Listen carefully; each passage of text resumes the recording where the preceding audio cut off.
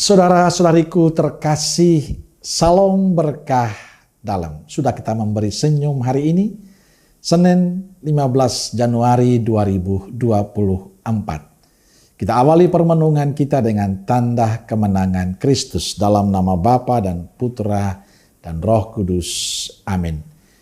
Permenungan kita diambil dari Injil Markus bab 2 ayat 18 sampai 22.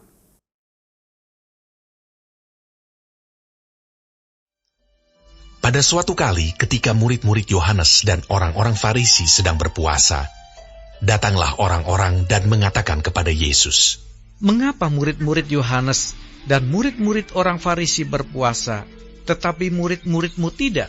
Jawab Yesus kepada mereka, "Dapatkah sahabat-sahabat mempelai laki-laki berpuasa, sedang mempelai itu bersama mereka? Selama mempelai itu bersama mereka, mereka tidak dapat berpuasa. Tetapi waktunya akan datang mempelai itu diambil dari mereka, dan pada waktu itulah mereka akan berpuasa. Tidak seorang pun menambalkan secarik kain yang belum susut pada baju yang tua, karena jika demikian, kain penambal itu akan mencabiknya.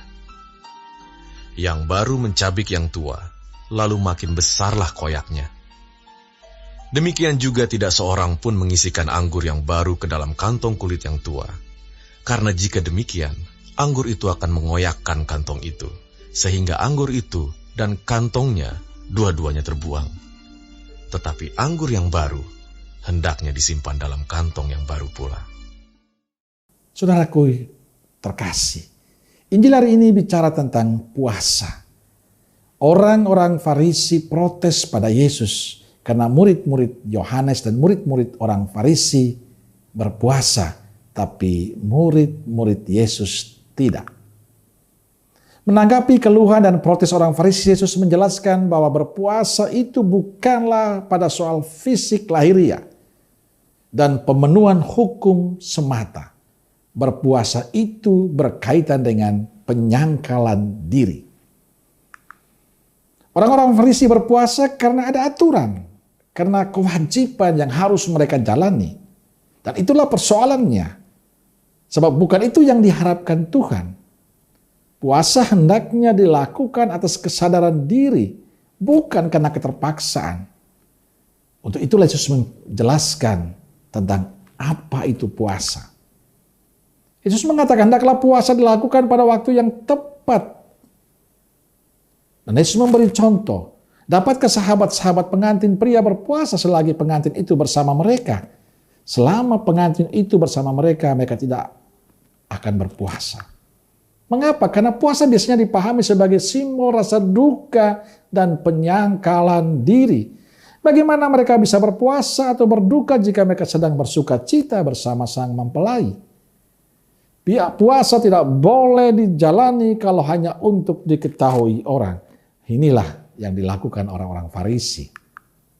Saudaraku terkasih, hari ini kita belajar bahwa puasa sesungguhnya harus dilakukan dari kesungguhan hati, bukan karena keterpaksaan. Puasa hendaknya membawa kita pada kebaruan hidup.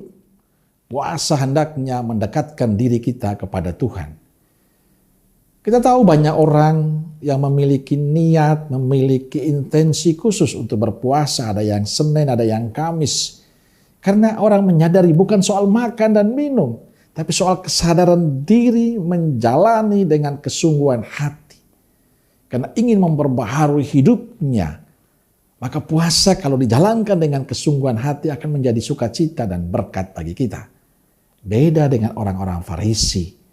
Mereka melakukan semuanya itu karena aturan. Semoga kita bukan karena aturan, tapi karena kesadaran diri untuk kebaruan hidup kita. Amin. Semoga Allah yang Maha Kasih memberkati saudaraku sekalian, Bapa, Putra, dan Roh Kudus. Amin. Keluarga Kudus Nazaret, doakanlah kami. Amin. Berkah dalam.